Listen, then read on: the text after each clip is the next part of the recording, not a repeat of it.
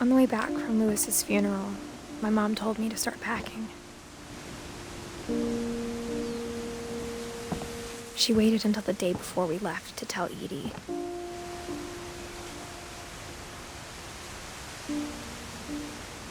I'm not sure if she wanted to make it easier or harder.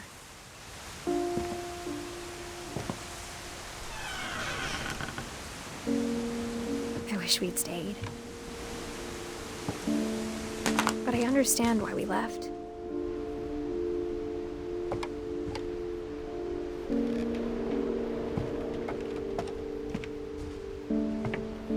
My mom ended up leaving everything behind.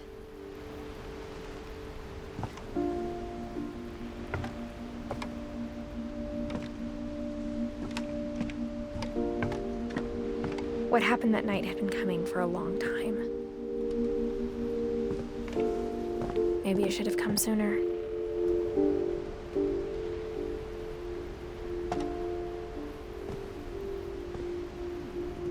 But it had to end one way or another. All that's left now is to tell you about that last night.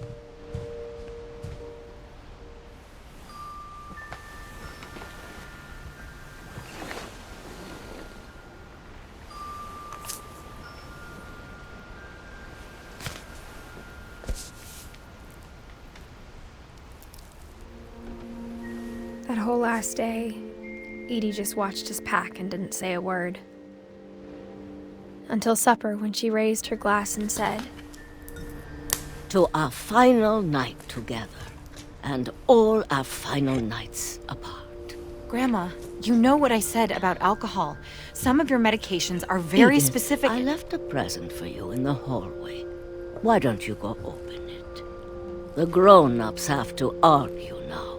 I'm sorry, you're right. We're all leaving tomorrow. Let's just enjoy our last... I'm not leaving. Edith, you're excused.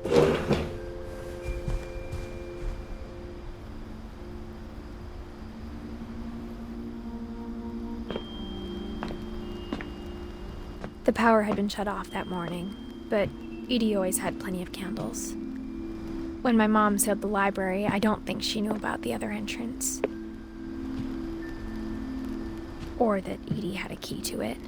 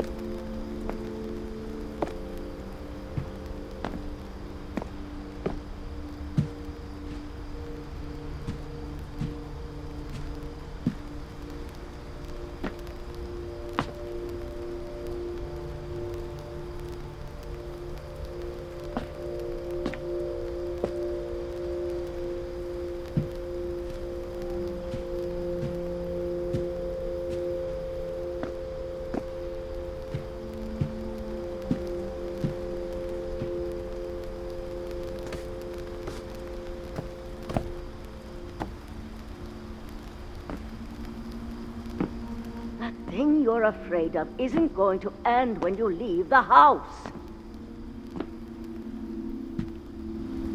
Edith has a right to know these stories.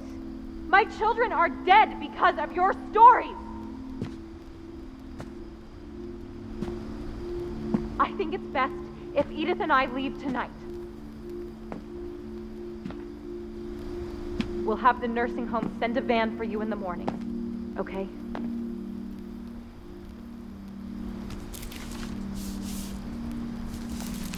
Dear Edith, there's so many stories I wish I could tell you, but there's only time for one.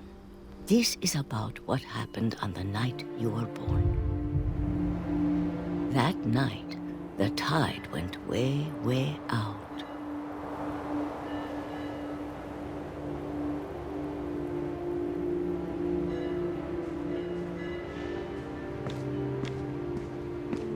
It was the first and last time I ever saw the old house aground. There'd been an earthquake out in the middle of the ocean. They called it the lowest tide in 1,000 years.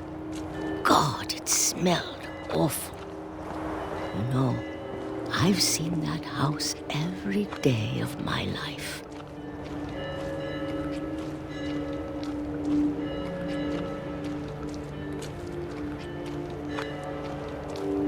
But I never thought I'd go back to it.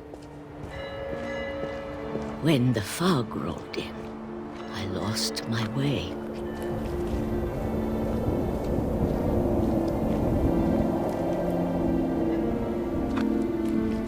I got turned around.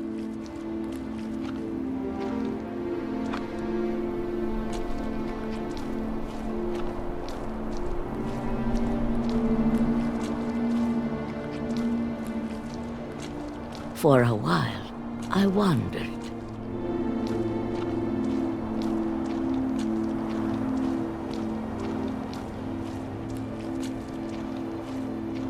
I started seeing things.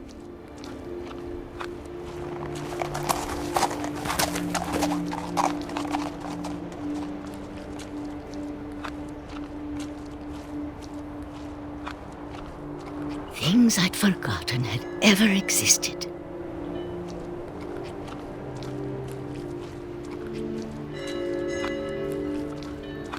But when I saw them, they felt like old friends.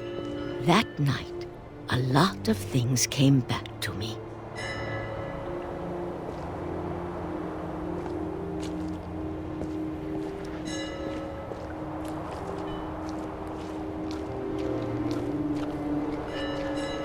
Or maybe I came back to them.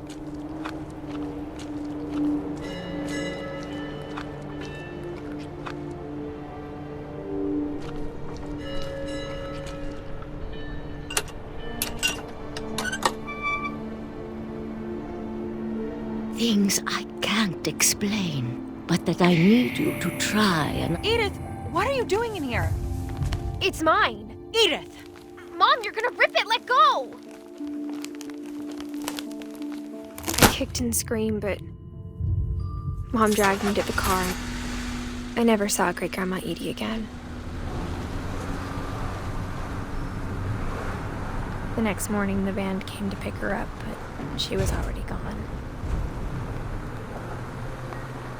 After that, we moved around a lot.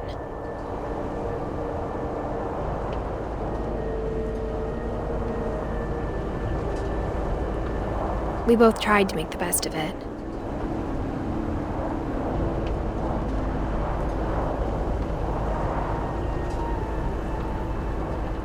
A few years went by.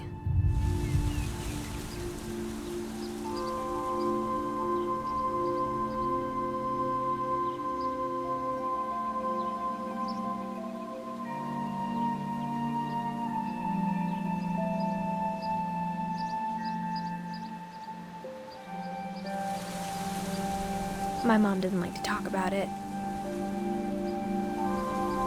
but she started getting sick a lot.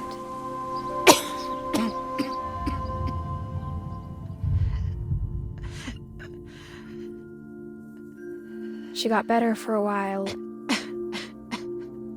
and then she didn't. And then I was alone.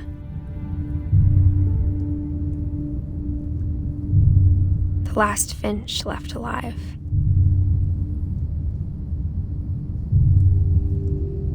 Until I found out about you. I'm still not sure what to tell you about all this. If we lived forever, maybe we'd have time to understand things. But as it is, I think the best we can do is try to open our eyes. And appreciate how strange and brief all of this is.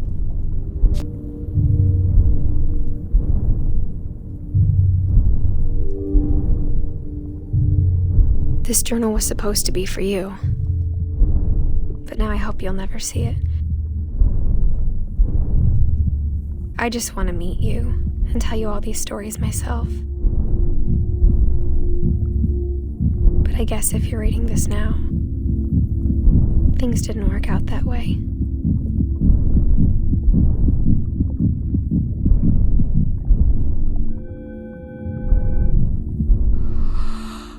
This is where your story begins. I'm sorry I won't be there to see it.